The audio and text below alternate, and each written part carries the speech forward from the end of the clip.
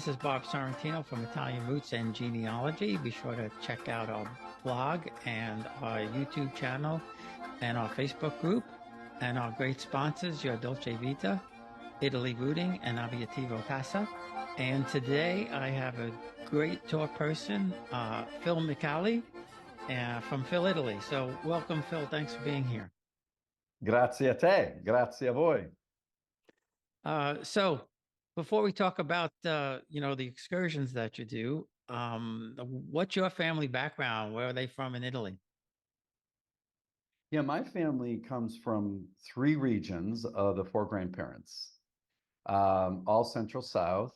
The maternal grandparents of mine come from Molise, which is kind of the West Virginia of the United States, for those of you who know.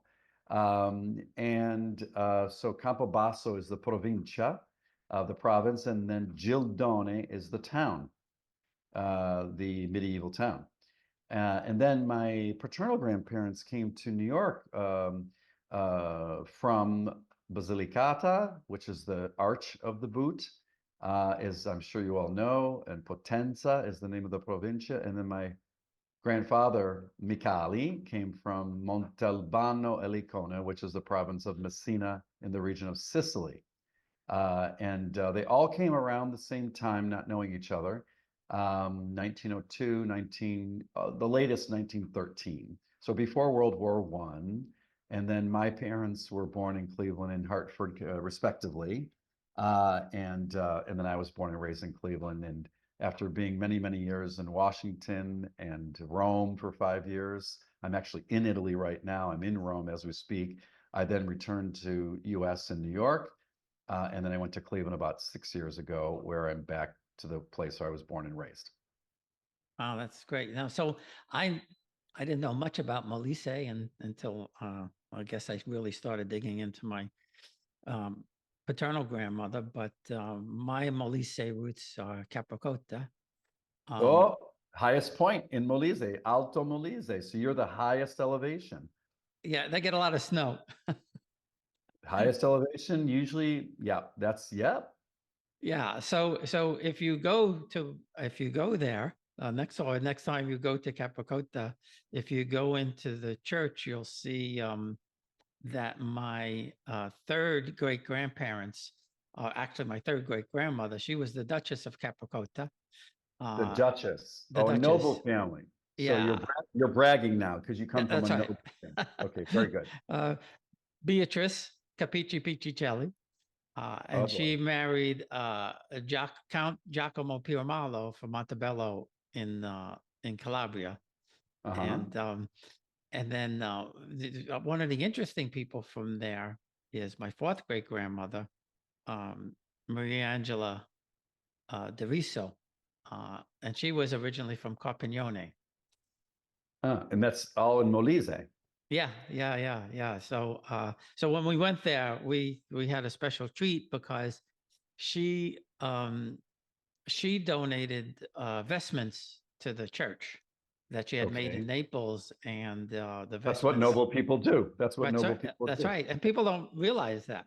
And it had the crest of the family crest on the vestments, so that was pretty cool to see. Yeah. But that's. So you guys does that mean your family goes to heaven fast, or? No, I go to heaven faster because my 13th great grandfather was Alessandro Farnese, Pope Paul III. Pope Paul III. Right. So the Farnese family. Yeah. Whoa. Okay. I mean, that's important. Okay. So his we're talking too much about me, but we'll get to you.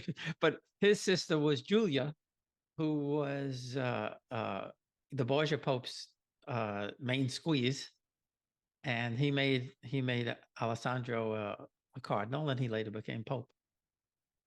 Very interesting.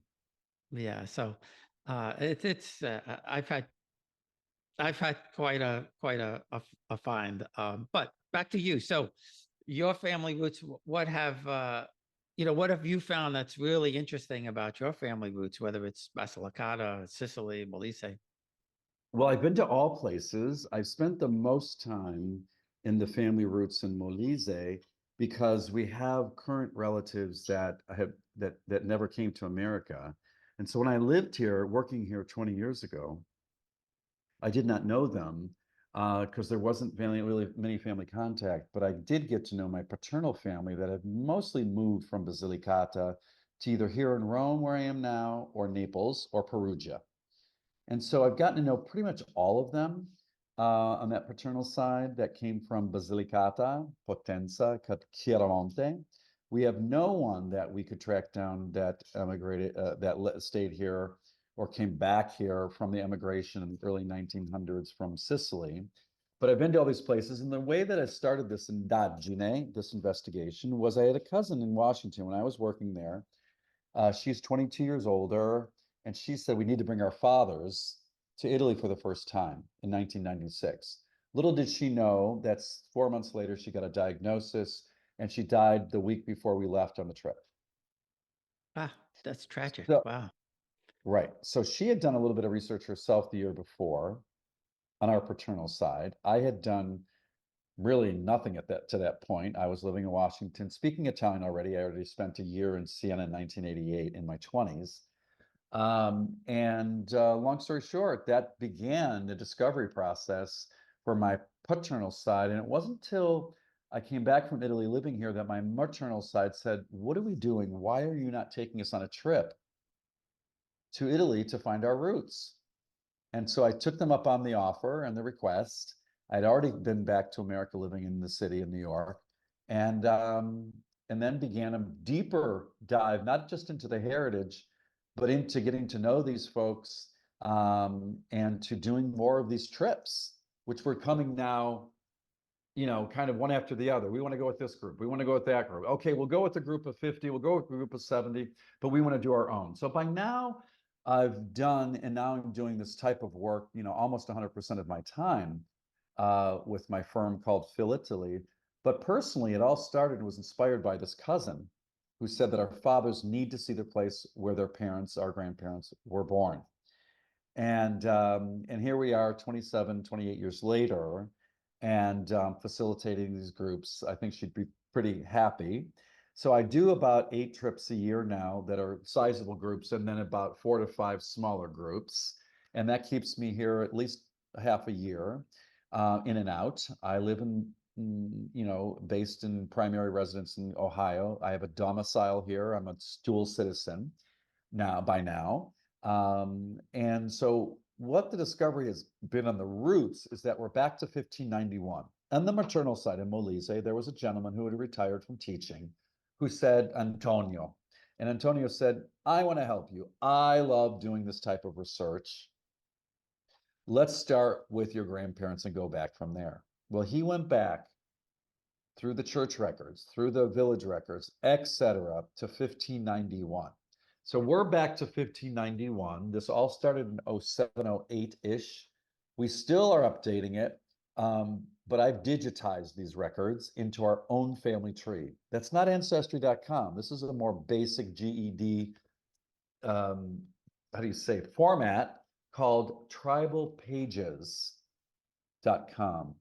And there is where I update when someone's born, when someone dies, a big milestone event, post a picture.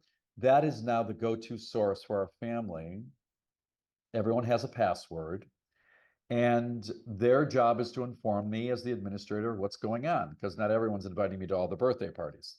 Now, funerals I usually know about, so those go in right away at the date of death.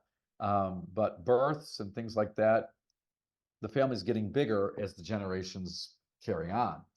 So that's kind of where the maternal investigation has gone. I've done not as far back, and again, this is all granular. I've never looked at an ancestry.com record. It's not that I don't know what it looks like, but for my purposes, I've not investigated there because I haven't had to. I had the luxury of this gentleman who does this in his spare time. And what I help him is I help him raise money for the local church that needs to be restored. So that's been my role, is to give back to the origins of my grandparents' hometown where there are 5 churches, literally 5 operating churches that of a town for a town of 800 people. Wow, that's crazy, right? They're very proud of these places, and they always get really Yeah. professional restorers, either from Rome here or from the region. They're going through what do you call it, a bidding process right now for San Rocco. And they discovered that there's all this paint over frescoes from the 1400s. So that's been fun to be involved in that process. I put on my tour operator website a little section to dedicate to that. So when people do touch ground there in this area, they might feel like they want to participate in that restoration. I do bring people to Molise. I have not brought yet a group other than my family to Montalbano Licona, Sicily, nor Basilicata, but that will happen. But one of the things about doing trips here and helping people like you and I have done to find our roots. And do you know that this is the year of tourism, for roots tourism? You do know Yes, that. yes, I do. Yeah, yeah. Good. Well, that's an ongoing process here to give money to comuni, like towns that have 5,000 or less inhabitants. They can apply for maximum of a 6,000 euro, what do you want to call it, fund, to throw on an event for either private groups or public to attract people to come to these borghi. Borghi, Borgo, is a small village. They don't usually say villaggio, they say borgo, or paese with a small p, or paesello, something like that. Not usually villaggio. And so it's been interesting because when I bring the travelers there, Bob, it's just interesting to see how they relax. They're like, wow, we didn't expect this. This is Italy, because there's nothing iconic there. It's all folklore, like music. It's all farm to table, no matter where you eat, even in a restaurant. Um, there's something about the Italian-ness of that place that resonates, that if you look at the reviews that are subjective Google reviews, most of them have nothing to do with Rome and Venice and other places I brought them. It's about the visit they had in a place that's less known, no tourists, and they feel the connection through me, let's call it osmosis, not, what do you want to call it?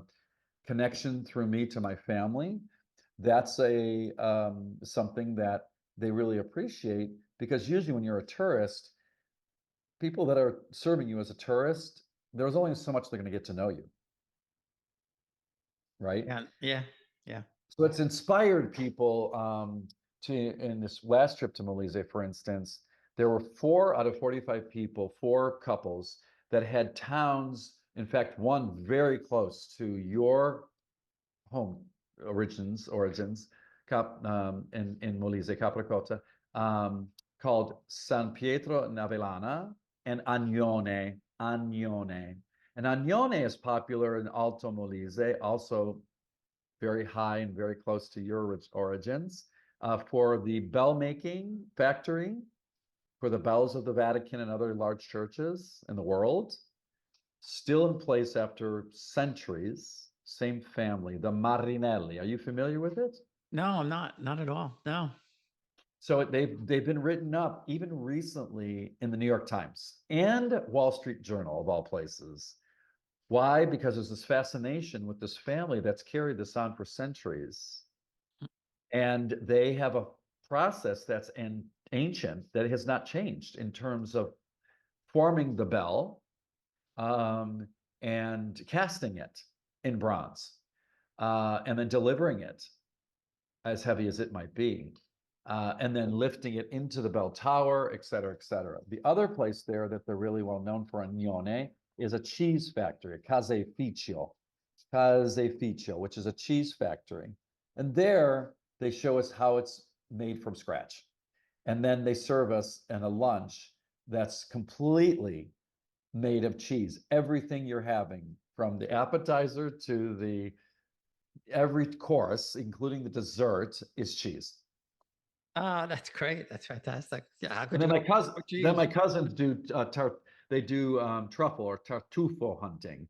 They offer that service because they're professional guides to do that, and they have trained dogs, not pigs, but trained dogs. And Molise, like Piemonte, is very well known for its richness and resourcefulness around truffles. Yeah, and you know that, and that's what we really enjoyed about our trip, especially the one um throughout, because we went to Molise and Calabria and Sicily and Right. a bunch of different places. But in Capricota, which was nice, there was a really great restaurant there, L'Elfo, where they served us. They explained, how the sheep herders would bring the sheep from Molise down to Puglia and back, and they Yeah. served us a meal that Yeah. was, you know, reminiscent of what the sheep herders would eat. So it started out with, potatoes with lentils, Yeah. and then like a Something sheep hearty. stew. Yes, yeah, and things that they could just, make, on this pathway to Puglia. So uh it And was that's really, going really down great. into the valley. That's going down from those Apennines, which are our Appalachians. Very Mhm. similar range. That's why Molise to me in West Virginia, I wish they would get married. That's funny. uh and and we also went when we were there, I'll mess up the name, but it's Pietra Bonte or something like that, where the Samnite, Pietrabonte. yeah, where the Samnite ruins are. That was fabulous. That was really cool. That's yes, there is so much archaeological find there. Like even the folkloric music, as I mentioned before, the zampogna, which is the bagpipe Mm. of Italy, is made there. In that part, in that range, more in Abruzzo than Molise. But remember, they're regions that used to be together until 50, 60, 70 years ago. Right. Yes. No, I know that. Yep. And I just on this trip here that I'm here now, did I hear that they're thinking about coming back together? Oh, no kidding. Hmm. That's interesting. Right. And Abruzzo, though, is a big producer of accordions. I didn't know And that. yes, a huge, yeah. Interesting, I found out too that Campobasso, a lot of the people that came to America, our emigration from Campobasso, Molise, was to Denver first, Cleveland next, Buenos Aires next, then Montreal, all for political border reasons of being closed, not being closed, whatever. But the original intent was US. After World War I, they couldn't do that, so they went to Buenos Aires instead, even though the predecessors, immigrants, had come to America. When it came to World War II, Eisenhower had shut the border and pretty much and said, okay, let these people go into Canada. So our relatives went into Canada. That was the last immigration. So we have 4 beachheads in America. And would you ever think, Bob, that Denver would be one of them for Italian Americans? No, no, I'm surprised that all of these places I find out about around the whole country. That I was like, wow, I didn't know that.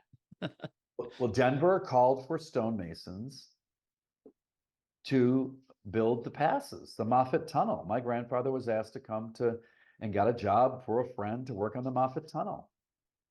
Wow, that's something. That's something. So I have to ask you, since we're talking about this, uh, because I'm sure you've come across this where you've had people who said, I want to go to Rome, I want to go to Florence, and you maybe drag them to one of these borghi. What's their reaction between the two?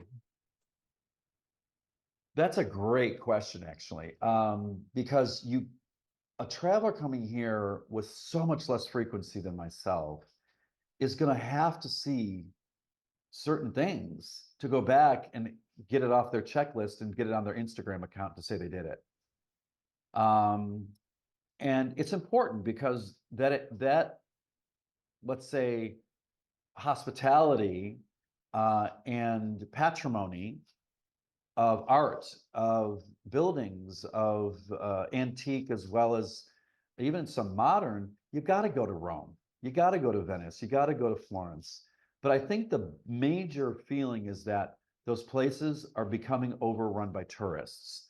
I don't necessarily feel like I'm in Italy totally.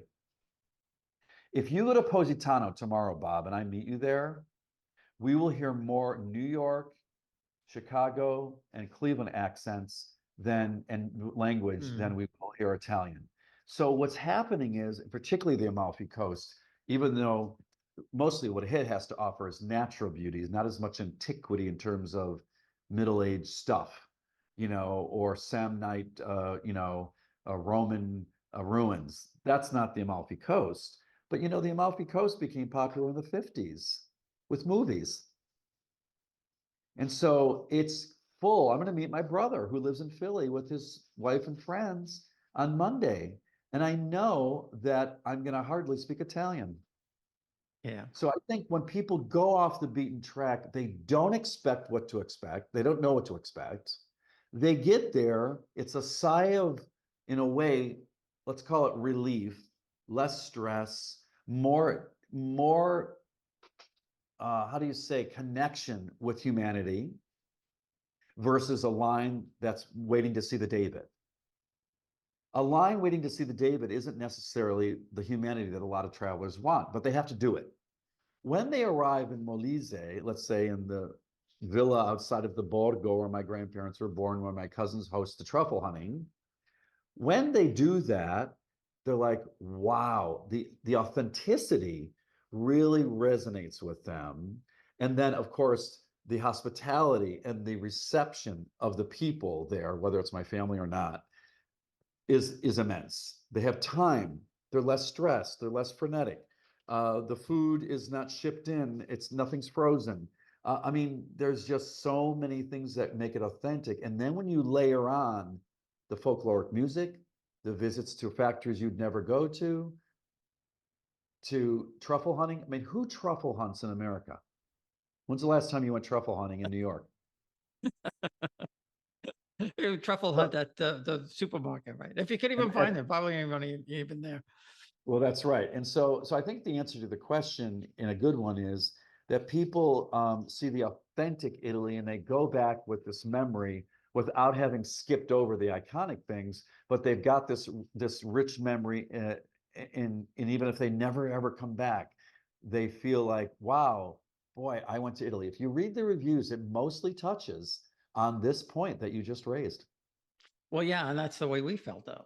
Especially when we went to, Capocota and especially in Fassato in Calabria, where they put on this whole day event for us, and the cheese and the olive oil. Right, And but you're an American amazing. Italian. You're an Italian American like myself.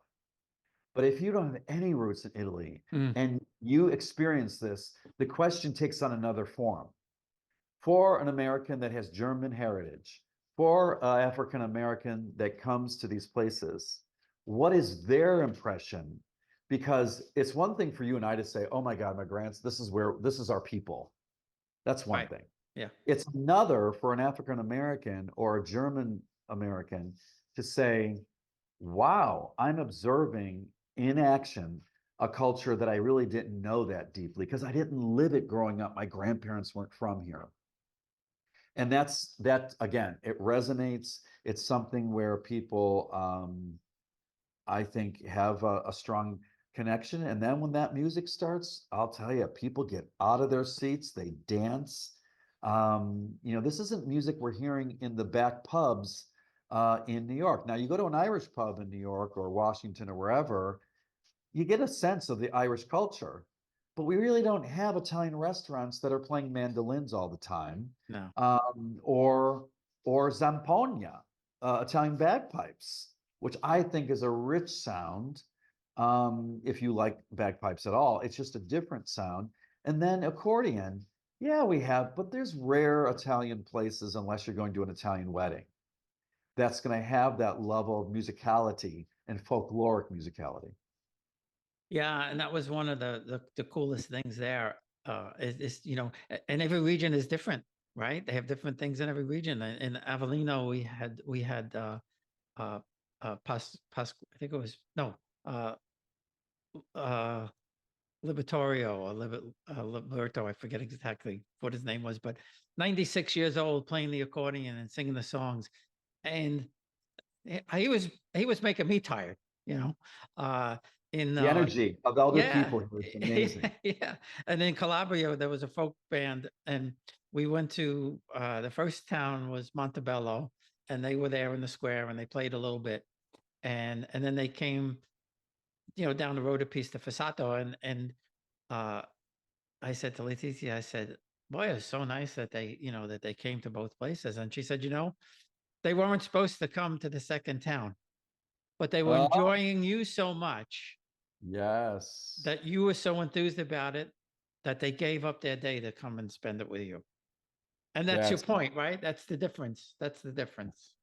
Yeah, because they feel it on the other end. You're right. That rest, what they receive from the joy we have of receiving their hospitality, it becomes a scambio, an exchange that it creates a lot of very positive energy. You're absolutely right. Yeah, and like I said, they spent the whole entire day with us. And it was funny because we were on the property of one of my ancestors' palazzos, and it's not in the family anymore. Somebody bought it, like this doctor bought it, and unfortunately, Uh-huh. it's in disrepair. But I said at one point, I said, doesn't the owner care that we're kind of on his property here, and set up tables, and they said, well, yeah, this is Italy. We kind Yeah. of do what we want to do. But they said he may come out. He may come out. So, and at the end of the day, he came over and he asked if we wanted to go into the palazzo, and I said, of course I want to go in. That's Oh, and yes. it was, uh, it was so cool to go into a place. And the sad part about it was you could see the glory that it once was. The town wanted to buy it like 10 years ago, and he doesn't want to sell it. And I can understand why he doesn't want to sell it, but they wanted to buy it and refurbish it, and maybe make it a B&B, whatever they were going to do with it. Yeah, yeah. Um, but you know, that's where that's where I really felt Italian.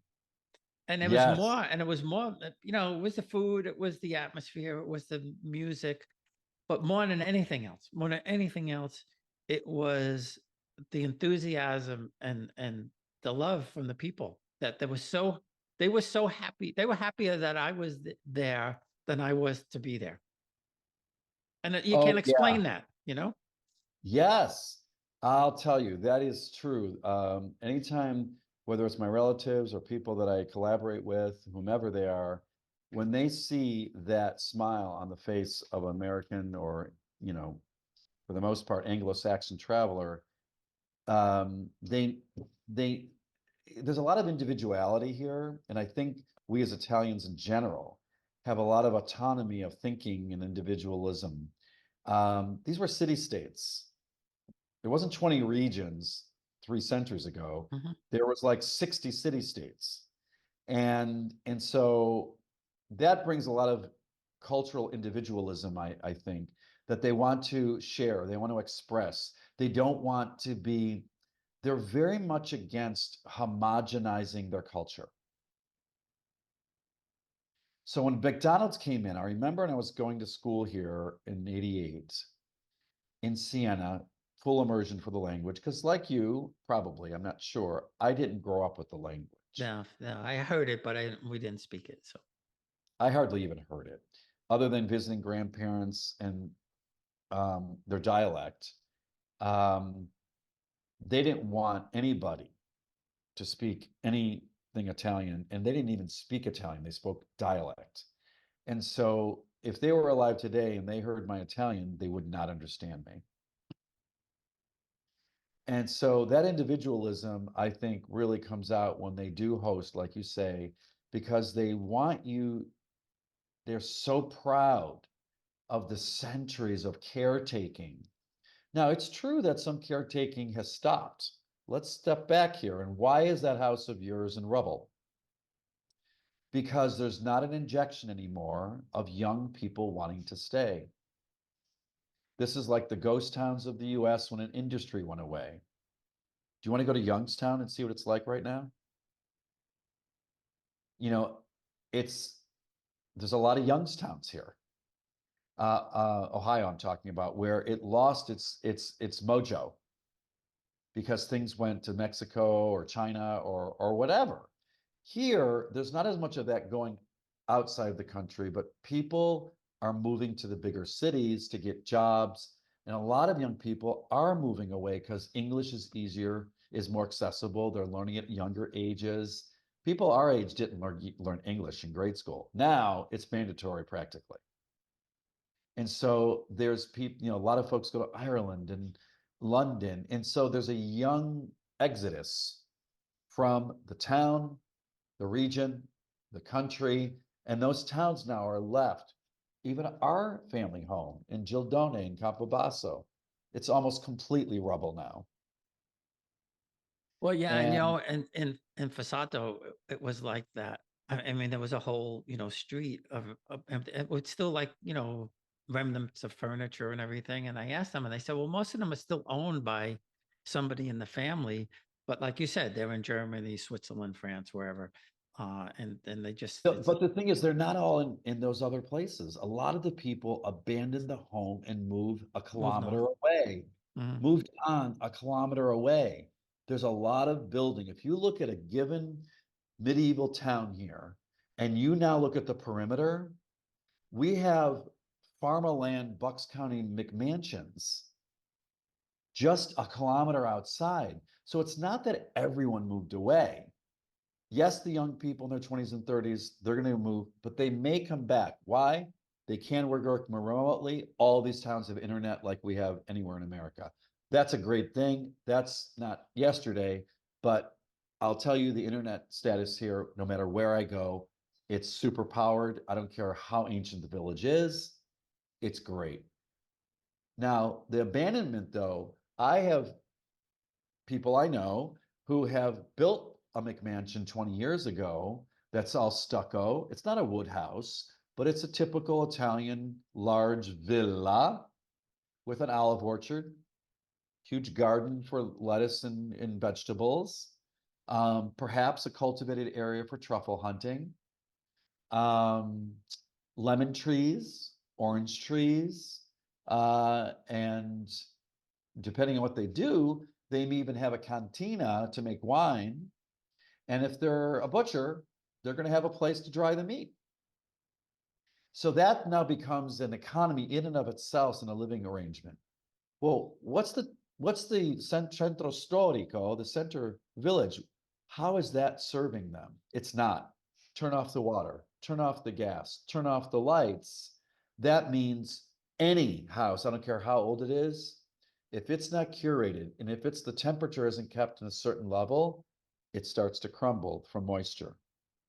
And that's what I see happening before my very eyes in many towns here. Now, a fashion designer, Bruno Cucinelli, famous for cashmere. He's from Milan or that area. He actually bought a town that was crumbling on the side of a hill in Umbria. Solomeo, near Assisi-ish, Perugia, more near Perugia. And the investment that's come from a corporation now to bring that town back, they don't need donations from private people to restore the church fresco. It comes from the industry of fashion. So there's a good example where the recovery and the investment back into the small town to restore it to its glory is in fact happening as well. I don't know that American by American by American, one by one by one, that comes and buys $1 a home for €1, but this town says if you do that, you have to invest 50,000. I don't know that that's going to be the end all, from my opinion, of rebuilding these towns, but having outside investment for people to come in, corporations, be it fashion or whatever, to have a beachhead there. And this guy actually, do you know that he brought all of his employees to that town and said, if you're not coming with, you're not working here. Wow, that's something. No, I didn't know that. That's fantastic. That's really, about 1,600 employees. hmm, So it's a study in demography and sociology and geography and history to see that these towns that in many cases, as you said, like your own in Calabria, are in your own home, just like my ancestors' home, are not going to sustain, into the future if they're not taken care of by someone. yeah, yeah. I mean, they actually, one guy actually offered me a home, and I said, I can't just take you. I can't just take a home from you. He said, no, no. I said, Well, no, no, I the can't thing do is, it. but the thing is, you'd pay taxes on that. So good for him for being a tax collector, whoever that was. And number two, once you have the home, you're now the person that's expected to keep it up, Hmm. let alone pay the taxes. Because even if the home is through rubble and you haven't sold that or you haven't given it to the community, to this town, you're paying taxes on that land. And so, he may have been doing a back end job of trying to be a tax collector. Well, maybe that's possible. I mean, my ancestors were the tax collectors. I didn't know until recently that they didn't pay taxes. They all lived in Naples and they didn't pay taxes. They just collected. And they would go to the towns once or twice a year. And Yeah. that was their thing. So let's talk about, the tours. You do different tours to different Borgi and regions and things. Yeah. Right. So Philitaly was founded on the concept that started with um, it was birthed by the fact that this cousin of mine, as I mentioned in Washington, said, let's take our fathers to Sicily and Basilicata. And so from there it was born. And I then moved here to work full time in my field that I've trained in healthcare management for 5 years, from 98 to 03. So the volume picked up about who wanted to visit when to have a tour, either family or not. When I went back to the US and lived in New York, then it got even more intense. Well, you live there, you speak the language, and blah, blah, blah. Why don't we go as a family? And so that's one. By now I've done about 5 of those trips with family, but having that momentum, I decided to brand my activity about a little over a year ago, to be named Philitaly. So it's philitaly.co. And so now I create group shared tours where you can sign up for one, Bob, or you come to me and say, I want my family trip to be customized for us. I don't want to invite anybody else. We have 15 people. We have 7. Or I'm picking up a woman from Miami tomorrow who wants to do a bike ride here for a week with a large group of 300 kilometers. And then her son and his partner are coming here to spend another week with her and relax. And so in that case, it's a very customized thing. I'm their driver, I'm their guide, I'm their interpreter, I'm their accompaniment. And so that's much more customized. I do have a couple of industry, given that I've been so grateful to be a part in the healthcare industry, that it's centered around a profession. When I lived here, I was on faculty and I taught a class in managed healthcare at the Bocconi Private University. It does a master's program. And through that, I realized that there's a lot of Americans that want to come here in the trade of healthcare, clinical or management, to learn about the way it works here. How does Italy spend less than half of our GNP spend in America and get double the results? How do they do it? Mhm. And so there's a trip that's designed around healthcare because I've been on faculty. I've met with American CEOs and others who want to investigate the ingenuity, the what's the secret of the blue zone in Sardinia, where people, for the most part, you can pretty much count on living to 100. Hmm. Yeah.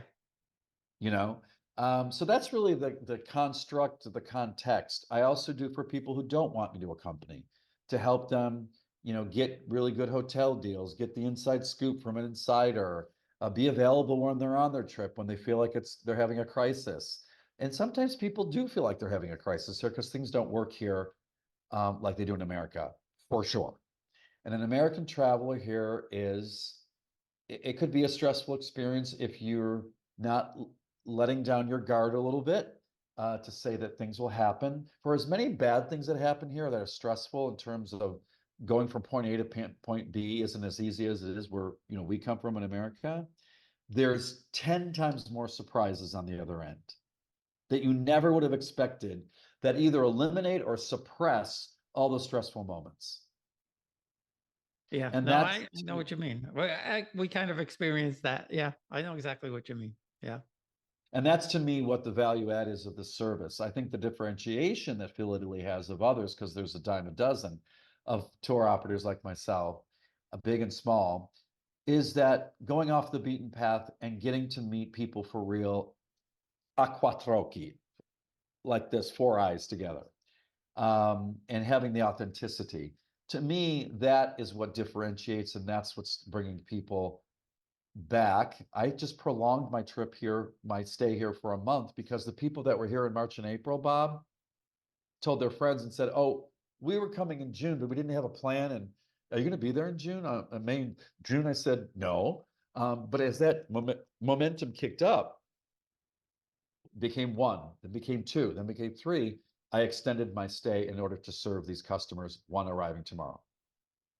Wow, that's great. That's really neat. And yeah, I like you said, we experience the stressful moments and then we experience the surprises. One of our big surprises was we were in the B&B in Palermo and they had just this great, the breakfast was on this I guess the fifth floor of the hotel or Yes. something like that, and you just look out and see all the cathedrals, and it's like there's nothing more relaxing than that, other than maybe being in Sheila and eating in a restaurant where the waves are lapping the restaurant, for lack of a better word, if you know what I mean, right?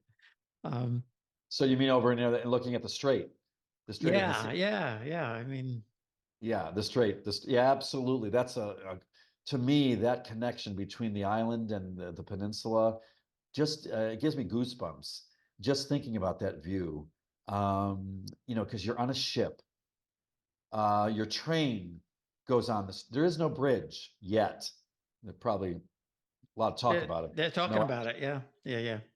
I but don't when think you the go on that, Sicilians want it, but they're talking about but when you think, yeah, they better get their mojo going because the bridge in Genoa that was much shorter, as you know, collapsed and it was a complete tragedy. it. Mhm. So that was about 5 years ago. But anyway, on that ship, especially if you have Italian roots, taking that ship and the cars and the train go on the ship, even though it's a short hour ride, it gives you a sense of what they were experiencing, leaving, emigrating with not a dime in their pocket, looking for that land of opportunity. It gives me goosebumps to think how what they were thinking and would they go back. My grandparents that landed in the Northeast and then in Ohio, they had absolutely no interest in going back. They eventually had the resources, but they said we left a place that was feudal. Why would we go back? And Yeah, so it wasn't until the 50s that Italy, as you know, 50s and 60s, that Italy travel for Americans has become anything of interest. yeah, Before, yeah, people were coming from there to visit us.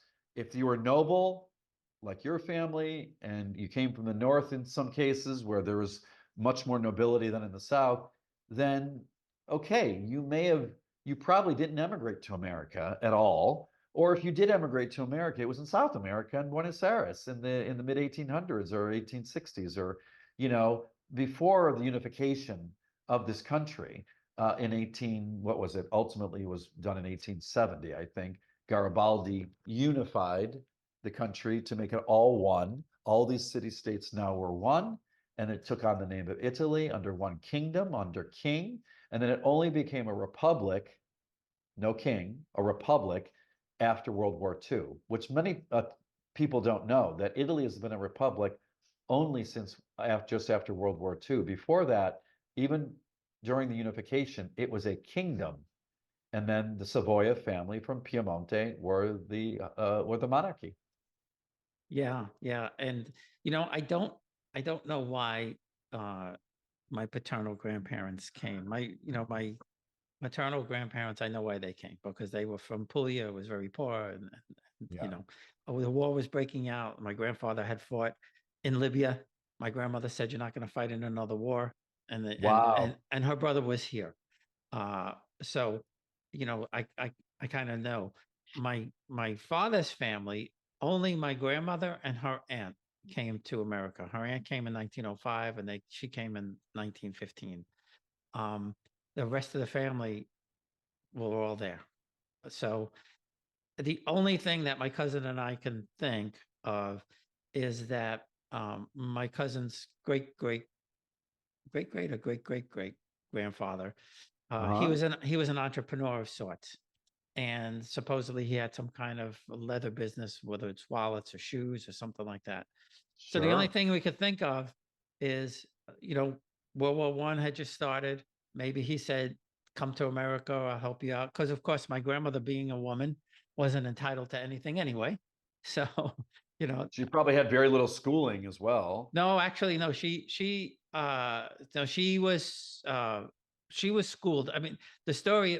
My great grandfather. I mean, my grandfather was in the seminary, studying to be a priest, and my grandmother's carriage broke down in front of the seminary, and he helped fix it, and they gave him a ride someplace, and that was the end of that. That was the end of the seminary, is That when was he the met end your of father. Yeah. yes. Yeah. Um, but no, That's funny. unlike my mother's mother, she signed with an X. My grandmother, Mine too. She yeah, didn't. she My was educated. grandmother from Basilicata that ended up in Hartford, Springfield and Hartford, when my dad was born, never went to school. She signed with an X, but she was to me the most intelligent woman on the planet.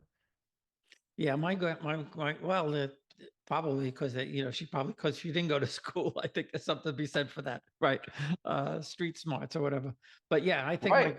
my grandmother, she was educated, and she was born just outside of Naples.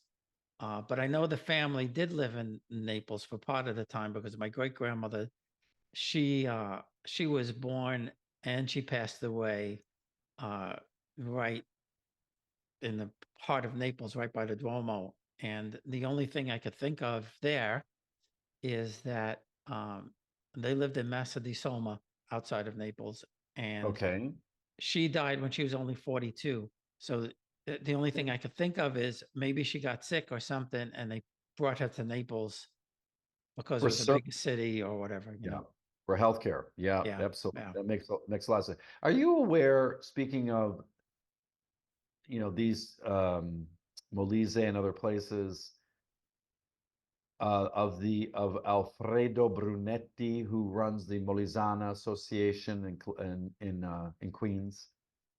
Uh, I don't know him. No, no, He's a that was. former mayor, I would say, of one of the, you're probably aware of the Borghi più belli in Italia, is a riconoscimento, a recognition that this little village is a jewel.